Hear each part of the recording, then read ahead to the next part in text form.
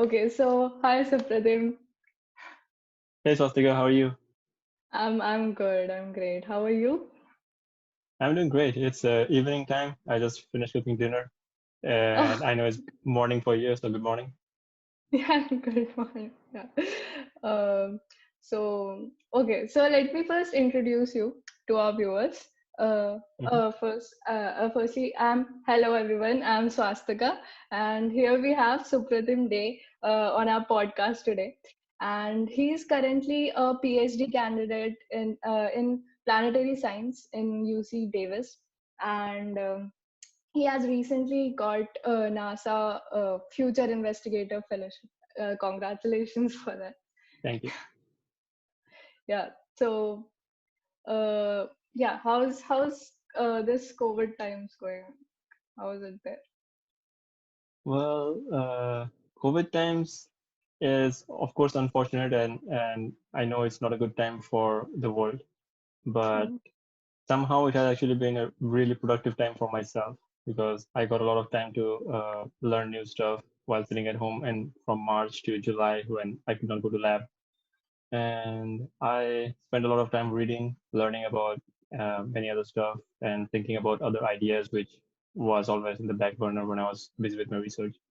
So and then I also got the NASA fellowship around the end of July. So that was a big thing for me. And that meant that once I get the fellowship, that means that I don't need to teach anymore. Uh, so I was a teaching assistant before that during my PhD. So Mhm. that freed up more of my time as well. So I don't need to teach anymore. So I can focus only on my research and any other things that I am thinking about. So it has actually been a more productive time for me than I actually thought about initially.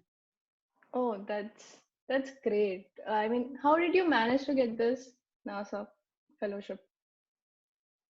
Did you Um, do something so extra? this is a fellowship which like most students in planetary science would apply for in based in US, and it's a highly selective fellowship. So there's like selection rate is less than 10%. Oh. Um, so I applied.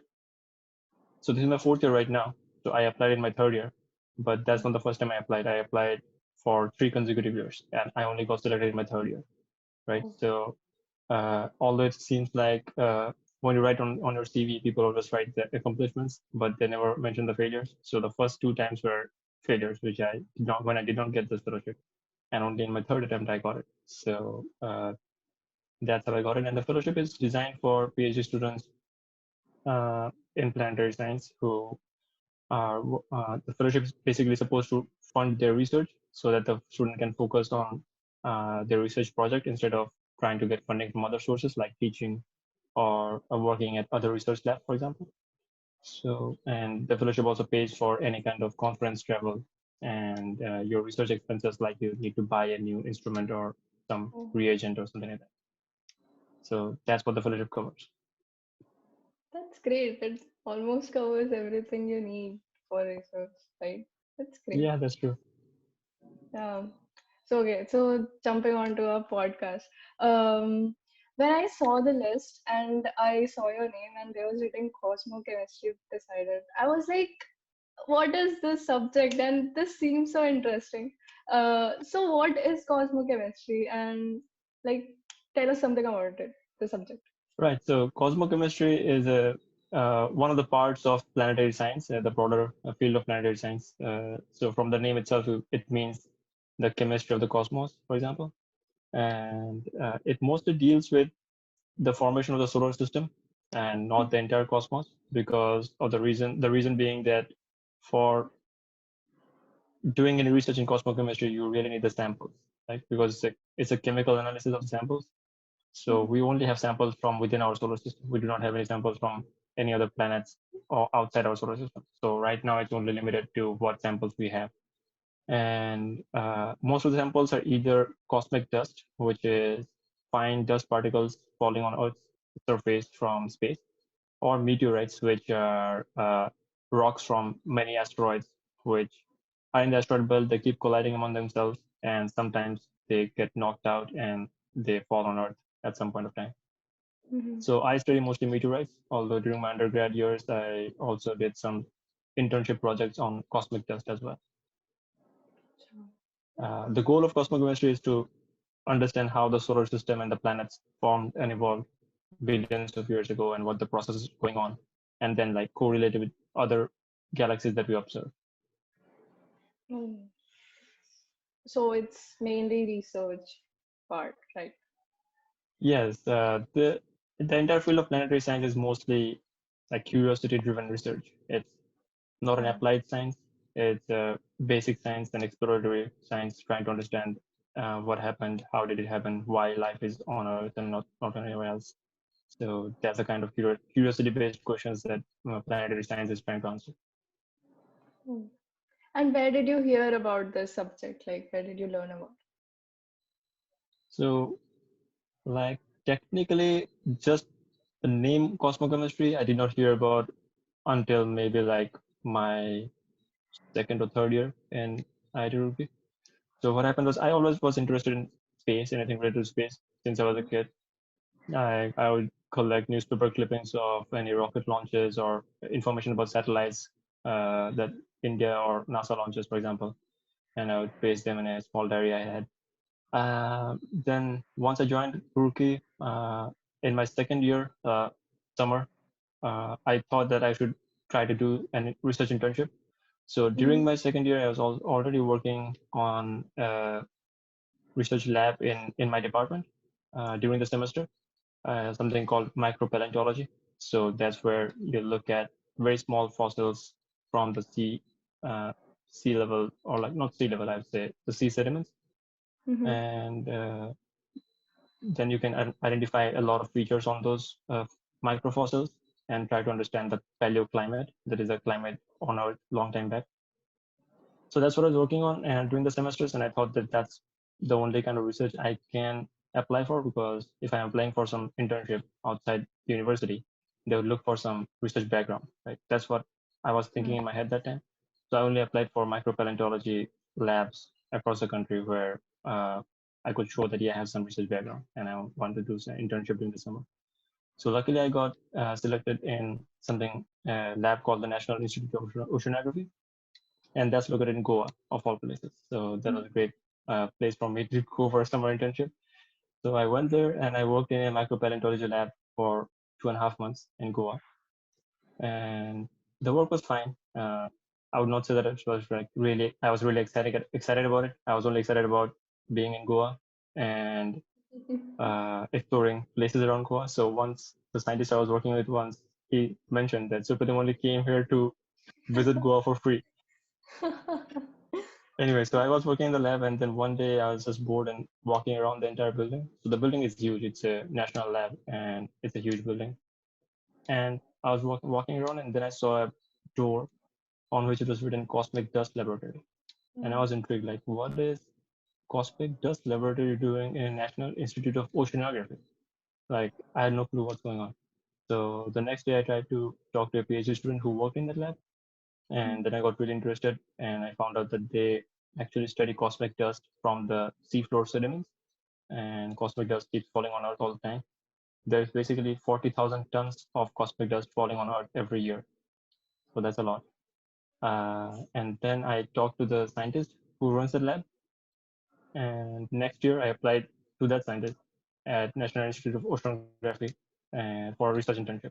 During that period, between the 2 years, I studied a lot about the field, like as much as I could understand from research papers, and got more interested. And that's when I learned about the cosmochemistry world.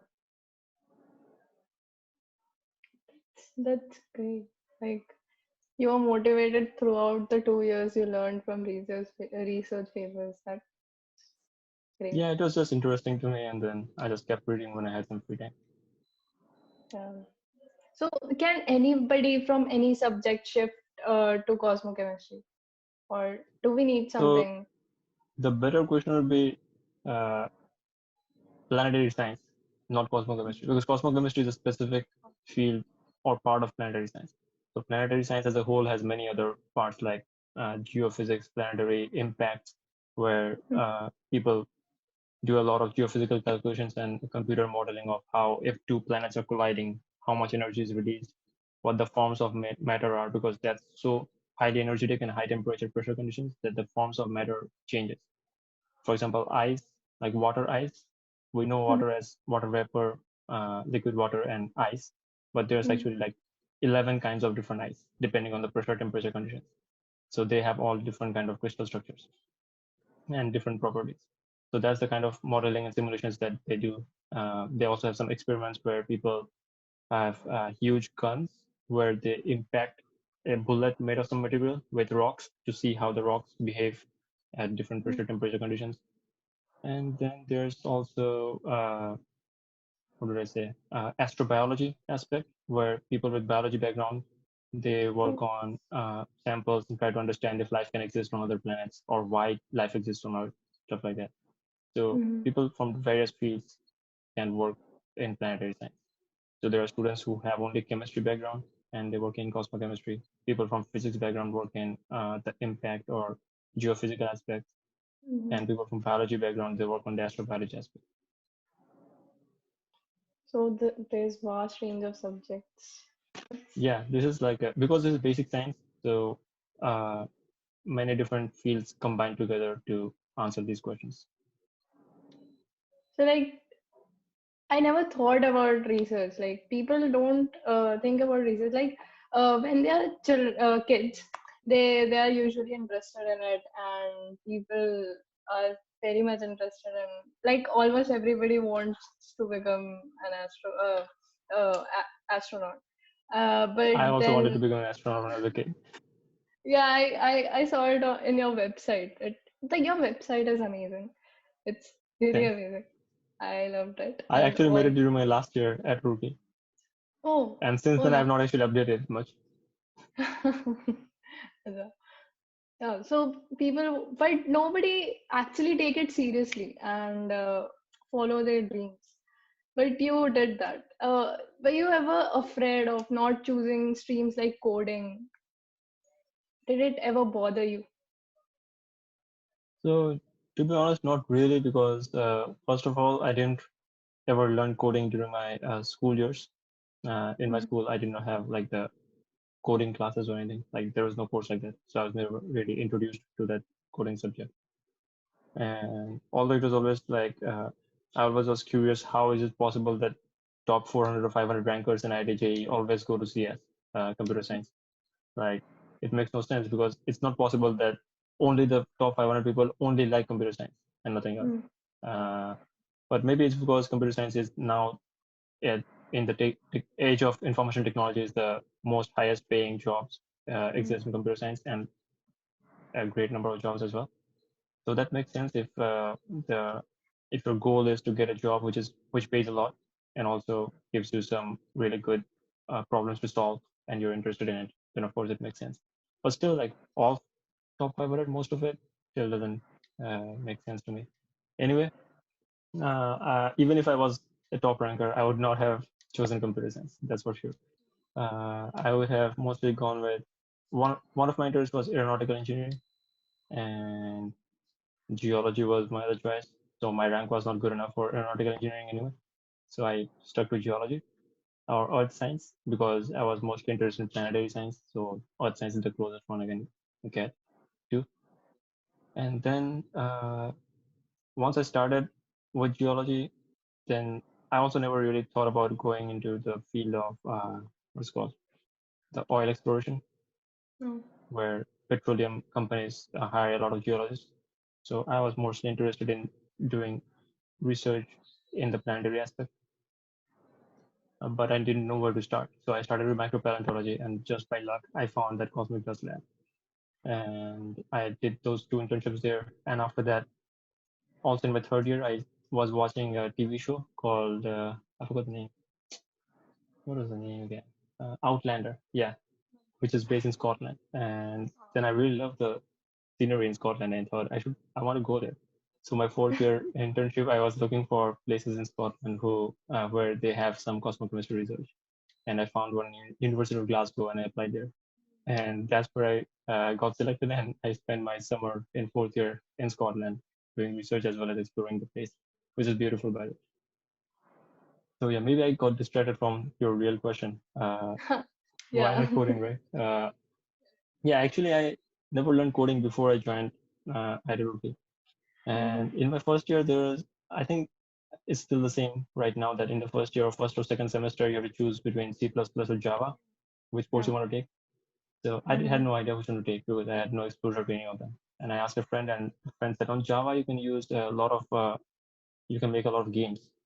And then I thought, oh, that's great. Like I'll learn some Java and make some games. That sounds good. And then I chose Java. And at the first Java class that we had, the professor says, okay, so if you took Java, I assume all of you already know C++. So we're going to start from there. And since then, I never really understood anything in the class at all. Like everything was above my head. I barely even managed to pass the class. And after that, I just hated coding because of that experience. And during my 5 years at Roorkee, I never learned it. But later on, after starting my PhD, I thought I would try to learn it from Code Academy or other places. I did a few courses, like started doing a few courses, but always got bored and left it there. So I still don't know much coding. That's Yeah, that's interesting because many of us, when we find coding the final thing, and then if we ever fail in it, we find it very frustrating, and then that nothing's left, and we don't have anything to go for. So, But I have heard of those stories from people who code, but I have never had that experience because I never really started coding for like seriously. But I'm pretty sure Mhm. if I actually need to use it for something, like for a project where I really need it, then maybe I'll just learn it by myself. But since Yeah. I never really needed it for any purpose, I never really had the motivation to learn it myself. Oh, that's that's interesting. Like, so you just talked about your college life. So how was it? Tell us more about your college life. I think college life was amazing for me. I was really lucky to have some really great friends. Almost all of them were from my branch itself. And I Mm-hmm. also had some from other branches like metallurgy as well, who were near my room in our first year hostel. So one, the two things that I did the most during college life was playing FIFA, which is a computer game of playing football, and going hiking or rafting in Rishikesh. So I went hiking a lot with my friends around Uttarakhand and Himachal Pradesh. So it is good. It is really lucky for us that we look at it as such a nice place to go for 3 or 4 day hikes anytime.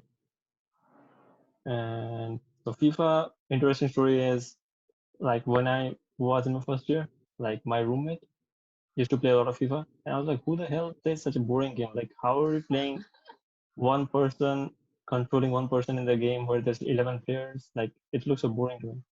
But then one day they just said, okay, try it a little bit, and then I started trying it, and I really got interested. And since then, I still play FIFA with my housemate here in the US.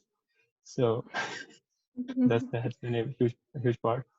And one of the best hiking trips I did was the Valley of Flowers trek. I don't know if you've heard of it, uh, but it's really beautiful. It was like a 7 day trip that we did, and we hiked for 3 days to reach the valley, and then almost 2 days to get back. And I remember that we're on the last day we were worried about whether we should do a side hike on the side or should come back because there was one professor who was really strict on attendance, and we didn't want to miss this class. So Awesome. we had to make a tough choice that okay, let's go back instead of missing his class. We didn't get a chance to have enough trips. Like we lost 1 year of our college life, and That's right.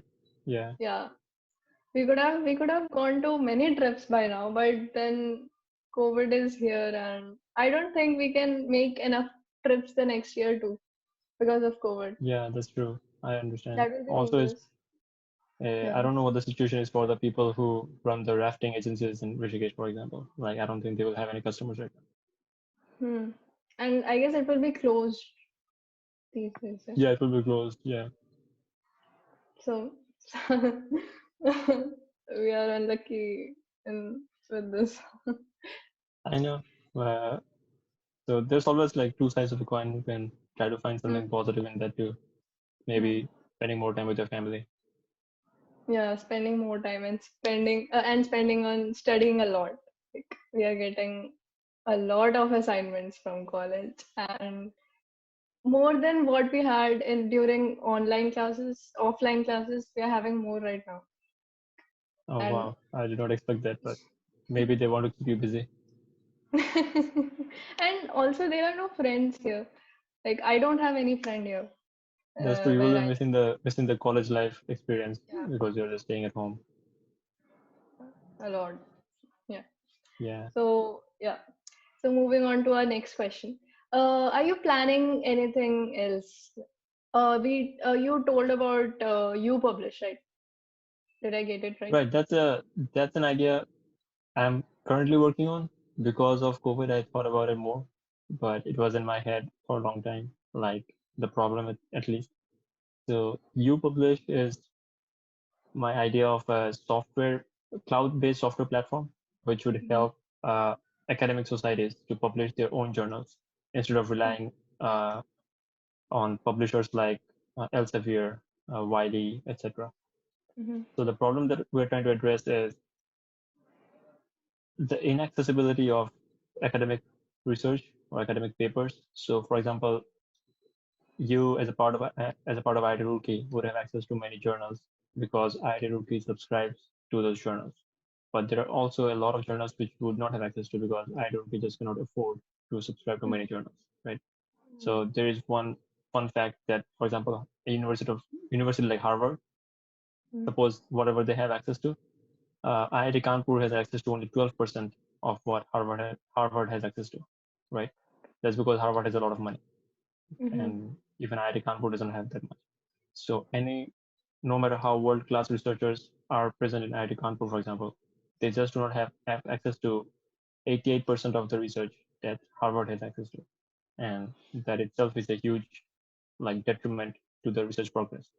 So that's kind of like social injustice as well, because poorer countries or poorer universities, they would not be able to have as much research progress as other places, as well as it stops the progress of like the pace of progress of science. For example, for COVID-19 research, all the research were made freely accessible by these publishers because they wanted to uh, make the pace of research faster so that we can solve this problem. But that should be the case for any kind of research, not just COVID-19 and during a pandemic, right? So our mission is to make knowledge freely accessible to everyone. That's nice. And like it's great. Like everyone should get equal opportunities. Like that. Yeah, that is true. That is the main purpose. So the business idea that I have is just an idea right now. I have nothing else. So I'm trying to make a team and participate in business plan competitions at my university and in California. And then Mhm. once I get some feedback from people who are more knowledgeable and other mentors, then I'll see if it is actually a feasible idea or not. But right now, I'm just trying to see where it goes, getting out of my comfort zone. That's like you're almost covering up everything. You did research and then you're planning coding if you will need to do. And then you're planning on business too. And this is a great initiative. So the idea is a software platform, but I have no background. I don't even know coding. I can maybe just write hello world or something like that. But other than that, I have no software development or coding background. So the thing to understand is you don't really need, like everyone doesn't need to know coding. Like if you have an idea and you can build a team of people and some of them already have the skills to build the software platform or whatever coding you need, then not everyone has to do the same job, right? Mhm. Someone Yeah. can have the vision to what the product needs to be, and then there will be someone else who actually manages the technical aspect of coding, etc. And then there's like sales, marketing, and financial aspects, etc. So you would need people who have skills in different backgrounds. Mm. Yeah, that's true. And we should stick to our dreams. Yeah. It was never Yeah. my dream. Like I never thought that I would be in business or anything. Uh, I just thought that I would be a scientist. But mhm. your dreams can always keep changing. Yeah. Should keep changing and yeah. So this let us wind up to any tips for your juniors something important that you think we all should know about? Well, let me start by saying that I am in no position to give tips to anyone. Like, I have not done anything great as like that you should follow me. But from my own experiences, I can share some things that I've learned, which would have been helpful to me if I knew earlier, for example. So I'd start by saying maybe, so don't be afraid to try new things, right? Or like, and challenge your preconceived notions in your head. For example, you will never, otherwise you will never grow. And you should always try to get out of the comfort zone and explore. Right. So for example, Mm, I would never have found cosmochemistry if I was not exploring around that lab. And even if mm, I found the door, I'd not have if I didn't talk to the PhD student or the scientist. Maybe I don't know where I would be right now. And the other thing is that we all have a self definition of ourselves. Like we always define ourselves some way based on our own experiences in childhood, etc. So, like since childhood, I was always interested in being a scientist. So I defined myself, yeah, I'll be working in research and be a scientist, for example. So I'm working in research right now. But for example, now I have, so that was a narrow definition. I'm trying to broaden that definition into being a problem solver instead of being a scientist, right? So I'm trying mm, to see if I can run a business, for example, the you published idea that I have, or something else later on. I don't know. So basically, don't restrict yourself just because you define yourself as some way and uh, a certain way. For example, you do not need to stick to that definition itself. You can always change the definition or broaden the definition. So your definition could be based on an educational degree or work experience. For example, I was applying to internships the first time. I thought that only I can apply to microparental internships because that's the only experience I had. But mm. at the stage of when you're a student, it doesn't really matter because that's the time when you're learning. So you can apply to anything and gain new experience, right? So the human mind is surprisingly agile and like adaptive. So you can always learn and adapt to anything new. What else? I think another thing to think about early on is like your definition of success and what makes you happy, for example, and define your goals and vision, which can be rudimentary in the beginning, but then you can refine it over time as you learn more.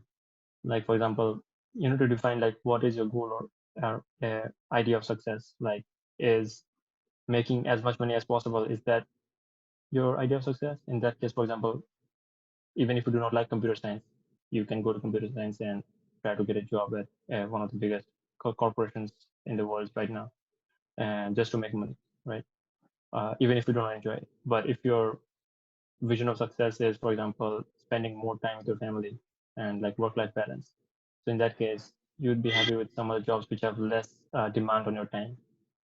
Mm, Or you can have like, for example, your success vision of success could be like you just want to do any job just to pay your bills, but you want more time to travel or volunteer or some other work or paint or whatever, right? So if you know that, then you you can uh, understand what you want to do instead of trying to compare yourself with others that you know. mm. You can be happy that you know what your success is defined as and you have been successful in that. So I think that's a good thing to know in your mind. That was a great advice. And yeah, like we usually compare, especially college students, we usually compare ourselves with others, and there's a lot of That's peer right. Yeah, pressure. I have seen that all the time. Like even during placement season, for example, everyone is comparing their packages with everyone else. So that makes no sense because everyone is leading a different life Yeah, and they have different goals and needs. yeah, that's that was an important advice. And so yes, this is it. Let's wind it up here. Okay, great. Thank you very much. Thank you, and yeah, happy Diwali. How was your Diwali? I forgot to ask you. Yeah, it was fun. I played some soccer with my friends and Oh, my housemates basically, and then we ordered some food from outside and then watched a movie. oh, that's How was yours? yeah. I watched a movie alone, and it was a very lonely Diwali. Like Wait, aren't you with the family? yeah. I did puja with my parents. I Okay. I started making a rangoli, and then I was frustrated. It was not getting completed. and then and then it was just that. And then I watched a movie alone. My parents slept, and then it was a very lonely Diwali. And I had that assignment, so I worked on the Oh yeah. assignment. Yeah. Right. So yeah. Okay. Good luck with the rest of your bachelor's degree at Roorkee and the Thank you. podcast, all the rest of the podcast. Thank you. Thank you so much. Yeah. Okay. Take care. Bye. Bye bye. Bye.